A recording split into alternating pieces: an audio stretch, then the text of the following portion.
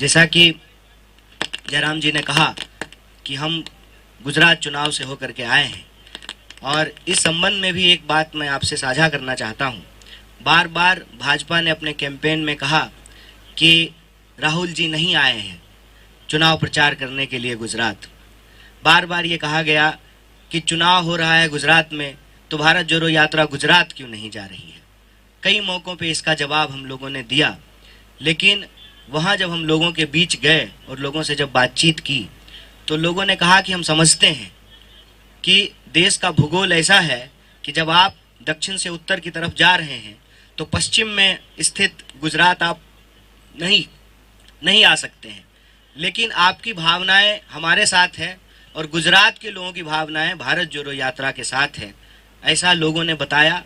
और उसी बिहाफ पे हम लोग भी गुजरात चुनाव में बार बार ये कह रहे थे कि भले हम नहीं आए हैं, यात्रा भले नहीं आई है, राहुल जी कम आ पाए हैं, लेकिन गुजरात के लोगों का सवाल भारत जोड़ो यात्रा में बार बार उठाई जा रही है, क्योंकि गुजरात के लोग भी बढ़ती हुई बेतहाशा महंगाई से परेशान हैं, बेकारी से परेशान हैं और नौजवानों की हालत ये है कि 22 बार वहाँ पे प्रश्न पत्र लीक हो चुके हैं।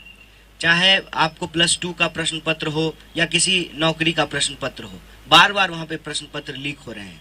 किसानों की हालत वहाँ भी ऐसी है कि उनको उनके फसल का उचित दाम नहीं मिल रहा है। छोटे छोटे जो उद्योग धंधे हैं, जीएसटी और नोटबंदी के चलते उस पर बहुत गहरा बुरा प्रभाव पड़ा है। तो ये सारे सवाल जो गुजरात के लोगों के हैं वो भारत जोड़ो यात्रा में भी उठाया जा रहा है।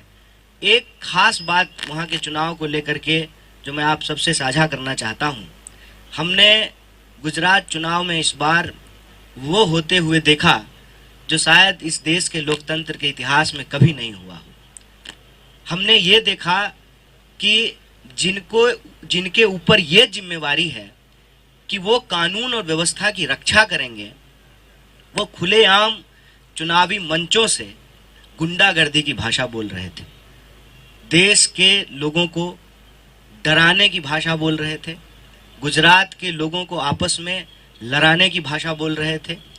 जो उनका जख्म है उसको कुरेद कर उसके ऊपर नमक छिड़कने का काम कर रहे थे। नमस्कार, मैं हूं मानक गुप्ता। अगर आपको हमारा ये वीडियो पसंद आया हो तो इसे लाइक और शेयर जरूर करें और हाँ, हमें सब्सक्राइब और फॉलो करना ना भूलें ताकि आप देश और दुनिया की कोई खबर मिस ना करें। तो जुड़े रहिए हमारे साथ और देखते रहिए न्यूज़ 24।